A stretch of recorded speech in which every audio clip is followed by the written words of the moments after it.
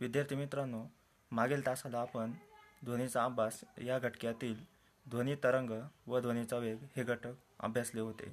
तर ध्वनी तरंग हे दोन प्रकारचे असतात असे आपण बघितले होते, अनुतरंग व अवतरंग.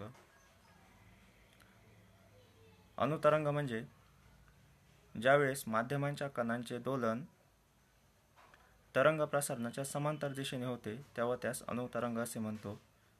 जर आणि माध्यमांच्या कणांचे दोलन तरंग प्रसारणाच्या लंबवत दिशेने होत असेल तर त्यास आपण अवतरंग असे म्हणतो. हे ध्वनीचे आपण ध्वनी तरंग बघितले होते दोन प्रकारचे. तसेच त्यानंतर ध्वनीचा वेग हा एक घटक अभ्यासला होता. तर ध्वनीचा वेग हा साधारणतः आपण विविध माध्यमात बघितला होता, तर तो वेगवेगळा असतो. अशा प्रकारे आज आपण ध्वनी प्रकार व ध्वनीचे परावर्तन तसेच प्रतिध्वनी हे उपघटक अभ्यासणार आहोत. तर ध्वनीच्या प्रकारांमध्ये ध्वनीचे 3 प्रकार पडतात: श्राव्य ध्वनी, अवश्राव्य ध्वनी व श्राव्यातीत ध्वनी.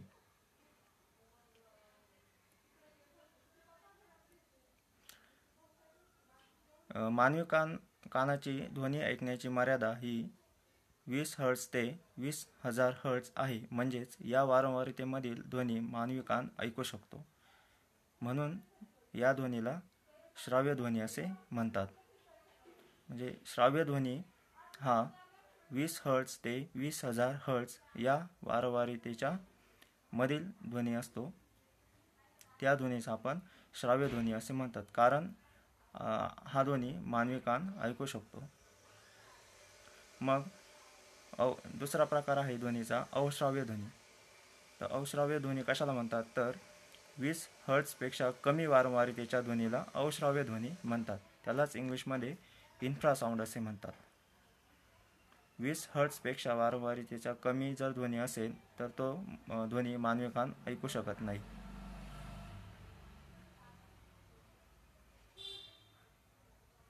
आणि तिसरा प्रकार आहे श्राव्यातीत ध्वनी. श्राव्यातीत ध्वनी कशाला म्हणतात, तर 20,000 हर्ट्जपेक्षा अधिक वारंवारतेच्या ध्वनीला श्राव्यातीत ध्वनी असे म्हणतात. तसेच त्याला इंग्लिशमध्ये अल्ट्रासाउंड असे म्हणतात.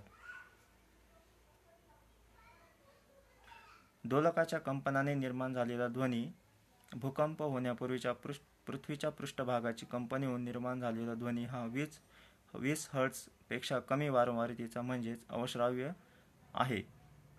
ज्यावेळेस भूकंप येणार असतो त्यावेळेस काही ध्वनी निर्माण होतो, तर तो ध्वनी हा 20 हर्ट्जपेक्षा कमी वारंवारतेचा असतो आणि तो ध्वनी हा अवश्राव्य ध्वनी प्रकारातला असतो.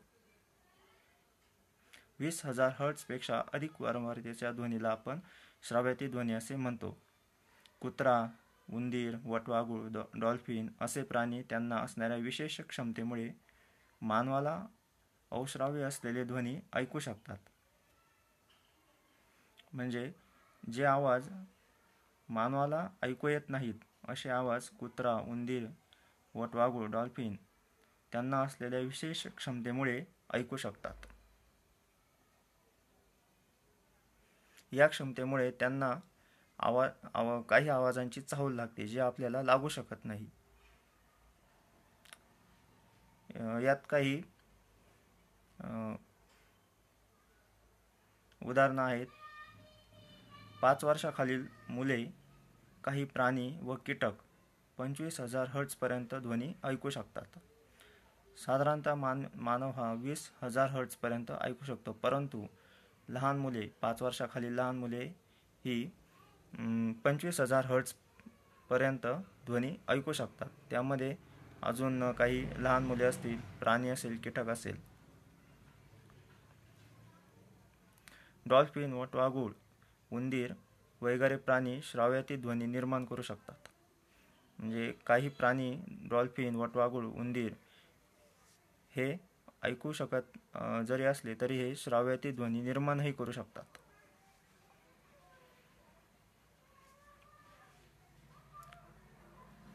इतिहासात जर बघितलं आपण इटालियन शास्त्रज्ञ होते स्पालांझनी यांनी वटवाघुळांच्या शरीरातील विशिष्ट रचनेचा शोध प्रथम लावला होता. त्यांनी काय केलेलं, वटवाघुळांचे एक एक अवयव एक एक वेळी बंद करून त्यांना अंधारात उडत सोडून वटवाघुळे अंधारात बेधडक कशी उडतात याचे गूढ स्पालांझनीने उकलले होते.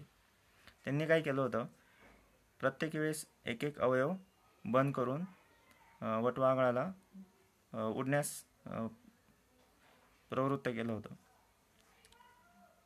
एक वेळेस कान बंद केलेले असताना वटवाघूळ धडाधड इतरस्त आपटू लागले आणि डोळे असूनही त्यांना त्याचा उपयोग होत नव्हता. म्हणजे कान बंद केलेले असतानाही वटवाघूळ इतरस्त उडत होतं आणि डोळे उघडे असूनही त्याला उडता येत नव्हतं. त्यावरून वटवाघुळांच्या अंधारातील भराऱ्याची सारी भिस्त त्यांच्या कानावर नसते हे स्पष्ट झाले. म्हणजे वटवाघूळ हा अंधारामध्ये डोळ्यांच्या साहाय्याने नव्हे तर कानाच्या साहाय्याने उडू शकतात हे स्पष्ट केले त्यांनी. वटवाघुळे जो श्राव्यातीत ध्वनी तोंडाने काढतात तो समोरच्या पदार्थावर आपटून परावर्तित ध्वनी त्यांच्या कानांना ऐकू येतो. अशा रीतीने समोरच्या पदार्थांचे अस्तित्व आणि अंतर याबद्दल वटवाघुळांना अंधारातही अचूक ज्ञान होत असते. वटवाघुळे तोंडाने जो श्राव्यातीत ध्वनी काढतात म्हणजे 20,000 हर्ट्झपेक्षा वारंवारितेचा जास्त वारंवारिता असलेला ध्वनी वटवाघुळे काढतात. तो ध्वनी समोरच्या पदार्थावर आपटून परावर्तित होतो आणि तो त्यांच्या कानांना ऐकू येतो. अशा रीतीने समोरच्या पदार्थाचे अस्तित्व आणि अंतर याबद्दल वटवाघुळांना अंधारातही अचूक ज्ञान होतं. त्यामुळे ते अंधारात उडू शकतात हे इटालियन शास्त्रज्ञ स्पालांझनी यांनी शोधून काढलं होतं. श्राव्यतीत ध्वनीचे पुढे उपयोग दिलेले आहे. श्राव्यतीत ध्वनी कुठे कुठे उपयोग होतो.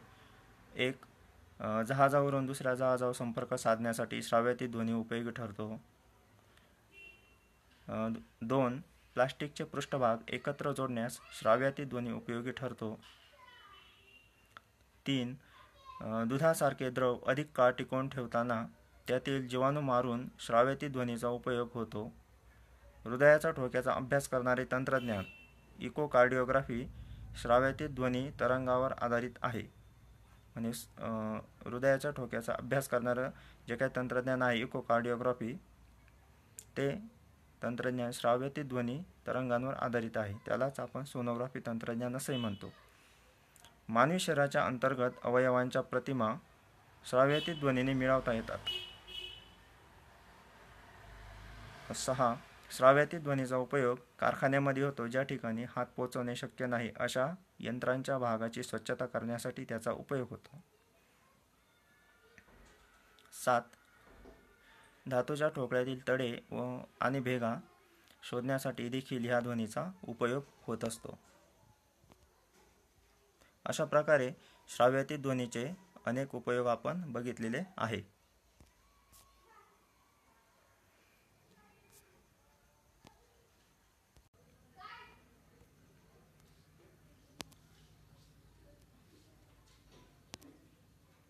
पुढील घटक आहे ध्वनीचे परावर्तन म्हणजेच रिफ्लेक्शन ऑफ साऊंड.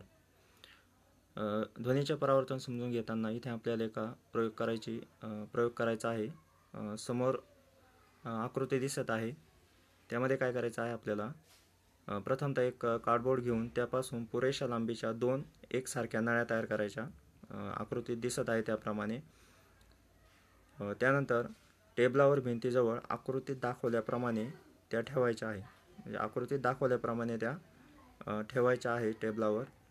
एका नळीच्या उघड्या टोकाशी एक घड्याळ ठेवायचं. दुसऱ्या नळीच्या बाजूने ध्वनी ऐकण्याचा प्रयत्न करायचा. त्यानंतर 2 नळ्यांमधील कोन असा असू द्यायचा आहे की आपल्याला घड्याळाचा आवाज अत्यंत स्पष्टपणे ऐकू येईल. त्यानंतर आपत्ती कोन θ1, θ1 व परावर्तन कोन θ2 मोजायचा आहे आणि त्या कोनांमधील संबंध शोधायचा आहे आपल्याला. अशा प्रकारे प्रयोग करायचा आहे. प्रकाश तरंगांप्रमाणेच ध्वनी तरंगांचे देखील घन किंवा द्रव पृष्ठभागावरून परावर्तन होते. आपण मागच्या धड्यामध्ये बघितलं आहे, प्रकाशाचेही परावर्तन होत असतं. तसेच ध्वनी तरंगाचे देखील घन किंवा द्रव पृष्ठभागावरून परावर्तन होत असते. ते देखील परावर्तनाच्या नियमांचे पालन करतात. ज्याप्रमाणे प्रकाश तरंग हे परावर्तनाचे नियमांचे पालन करतात प्रकाश तरंग, त्याचप्रमाणे ध्वनी तरंग देखील परावर्तनाच्या नियमांचे पालन करतात. ध्वनीच्या परावर्तनासाठी एखाद्या खडबडीत किंवा चकचकीत पृष्ठभागाच्या अडथळ्याची आवश्यकता असते. ध्वनी ज्या दिशेने जातो व परावर्तित होतो त्या दिशा परावर्तक पृष्ठभागाच्या स्तंभिकेशी सारखेच कोन करतात आणि ते एकाच प्रतलात असतात. ध्वनीचे परावर्तन होण्यासाठी एखादा खडबडीत किंवा चकचकीत पृष्ठभागाच्या अडथळ्याची आवश्यकता असते. इथे आपल्याला हे असं समजतं. ध्वनीचे परावर्तन होण्यासाठी चांगले परावर्तक व अयोग्य परावर्तक असतात. समजा एखाद्या परावर्तकापासून ध्वनी परावर्तित होत असताना ध्वनी किती प्रमाणात परावर्तित होतो यावरून ध्वनीचे चांगले परावर्तक व अयोग्य परावर्तक असे वर्गीकरण करतात. कठीण व सपाट पृष्ठभागावरून ध्वनीचे परावर्तन चांगल्या प्रकारे होते, तर कपडे, पेपर, चटई, पडदे, फर्निचर यांपासून ध्वनीचे परावर्तन न होता ध्वनी शोषला जातो, म्हणून यांना अयोग्य परावर्तक असे म्हणतात. जर ध्वनी चांगल्या प्रकारे परावर्तन होणे आवश्यक असेल तर त्यासाठी पृष्ठभाग हा कठीण व सपाट असला पाहिजे. जर पृष्ठभाग हा कठीण व सपाट नसेल तर त्यामुळे काय होतं, तर ध्वनी हा शोषला जातो, म्हणून ते जे काही घटक आहे परावर्तन होण्यासाठी ते अयोग्य ठरतात.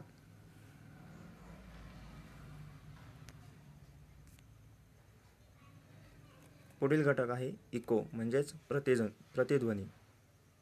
प्रतिध्वनी म्हणजेच मूळ ध्वनीची कोणत्याही पृष्ठभागावरून होणाऱ्या परावर्तनामुळे झालेली पुनरावृत्ती होय. म्हणजे एखादा मूळ ध्वनी असेल तर तो ध्वनी एखाद्या पृष्ठभागावर आपटून पुन्हा आपल्याला काही वेळाने ऐकू येत असेल तर त्या ध्वनीस प्रतिध्वनी असे आपण म्हणत असतो. समजा एखाद्या थंड हवेच्या ठिकाणी प्रतिध्वनी स्थळ म्हणजे इको पॉइंट जवळ आपण जर मोठ्याने ओरडलो तर थोड्याच वेळात आपल्याला तोच ध्वनी पुन्हा ऐकू येतो. अशा ध्वनीला आपण प्रतिध्वनी म्हणतो. हा अनुभव आपण अनेक ठिकाणी घेतलेला आहे. प्रतिध्वनी म्हणजेच मूळ ध्वनीची कोणत्याही पृष्ठभागावरून होणाऱ्या परावर्तनामुळे झालेली पुनरावृत्ती होय. ध्वनी व प्रतिध्वनी वेगवेगळे ऐकू येण्यासाठी 22°C तापमानाला ध्वनीच्या स्रोतापासून परावर्तनशील पृष्ठभागापर्यंतचे कमीत कमी अंतर किती असले पाहिजे. समजा एखाद्या माध्यमाचं तापमान हे 22°C आहे आणि त्या तापमानाला एखाद्या परावर्तनशील पृष्ठभागापासून तो प्रतिध्वनी ऐकू येण्यासाठी कमीत कमी किती मीटर अंतर असलं पाहिजे. असा जर हे एक उदाहरण आहे ते आपण समजून घेऊ. 22° तापमानाला ध्वनीचा हवेतील वेग हा 344 मीटर प्रति सेकंद असतो. आपल्या मेंदूत ध्वनीचे सातत्य सुमारे 0.1 सेकंद असते. म्हणजे आपल्या मेंदूत ध्वनी हा 0.1 सेकंदासाठी टिकून असतो. त्यामुळे ध्वनी अडथळ्यापर्यंत जाऊन पुन्हा श्रोत्यांच्या कानापर्यंत 0.1 सेकंदापेक्षा जास्त वेळाने पोहोचला तरच आपल्याला तो स्वतंत्र ध्वनी म्हणून ऐकू येईल. जर ध्वनी हा म्हणजे ऐकू येणारा ध्वनी हा 0.1 सेकंदानंतर जर आपल्याला ऐकू आला तर त्या ध्वनीलाच आपण प्रतिध्वनी असे म्हणू शकतो. जर तो 0.1 सेकंदाच्या आत आपल्याला परत ऐकू आला तर त्याला प्रतिध्वनी आपल्याला म्हणता येणार नाही. ध्वनीच्या स्रोतापासून परावर्तनशील पृष्ठभागापर्यंत आणि पुन्हा मागे असे कमीत कमी अंतर आपण खालील सूत्राने काढू शकतो.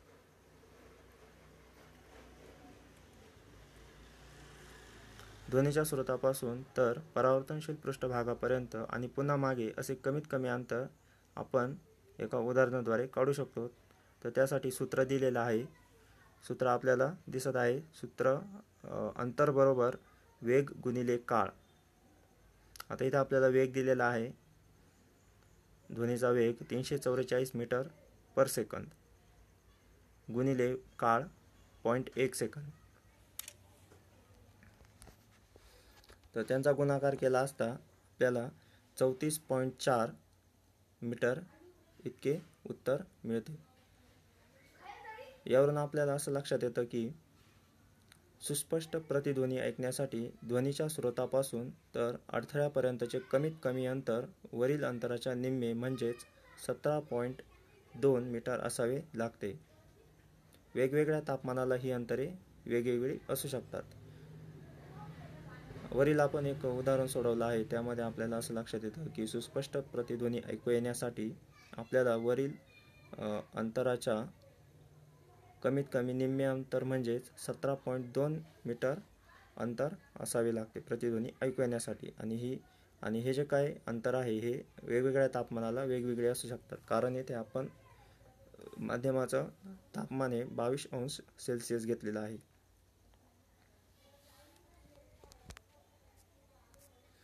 अशा प्रकारे आज आपण ध्वनीचे प्रकार, प्रतिध्वनी व ध्वनीचे परावर्तन हे घटक अभ्यासलेले आहेत. त्यावर काही प्रश्न आहे पुढे. रिकाम्या जागा भरा. पहिली रिकामी जागा आहे 20 हर्ट्झपेक्षा कमी वारंवारतेच्या ध्वनीस आपण डॅश डॅश ध्वनी असे म्हणतो. आत्ताच आपण बघितलं आहे, जर 20 हर्ट्झपेक्षा कमी वारंवारतेचा ध्वनी असेल तर आपण त्यास अवश्राव्य ध्वनी असे म्हणतो. आणि 20 हर्ट्झ ते 20,000 हर्ट्झ मधील वारंवारतेच्या ध्वनीस आपण श्राव्य ध्वनी असे म्हणतो. तर 20,000 हर्ट्झपेक्षा जास्त वारंवारता असलेल्या ध्वनीस आपण श्राव्यातीत ध्वनी असे म्हणतो. दुसरी रिकामी जागा आहे एका जहाजावरून दुसऱ्या जहाजावर संपर्क साधण्यासाठी टिंबटिंब ध्वनी उपयोगी ठरतो. आत्ताच आपण श्राव्यातीत ध्वनीचे काही उपयोग बघितले आहे. त्यातीलच एक उपयोग आहे हा. एका जहाजावरून दुसऱ्या जहाजावर संपर्क साधण्यासाठी तर श्राव्यातीत ध्वनीचा उपयोग होत असतो. म्हणून याचं दुसऱ्या रिकाम्या जागेचं उत्तर आहे श्राव्यातीत ध्वनी. तिसरी रिकामी जागा प्रतिध्वनी ऐकू येण्यासाठी ध्वनी स्रोत व अडथळा यातील कमीत कमी अंतर टिंबटिंब असले पाहिजे. म्हणजे प्रतिध्वनी ऐकू येण्यासाठी स्रोत व अडथळा म्हणजेच ज्या पदार्थाला ध्वनी आपटून पुन्हा येतो तो अडथळा यातील कमीत कमी अंतर टिंबटिंब असले पाहिजे. तर दोघांमधील अंतर 17.2 इतके असले पाहिजे. हे तिसऱ्या रिकाम्या जागेचं उत्तर आहे. धन्यवाद.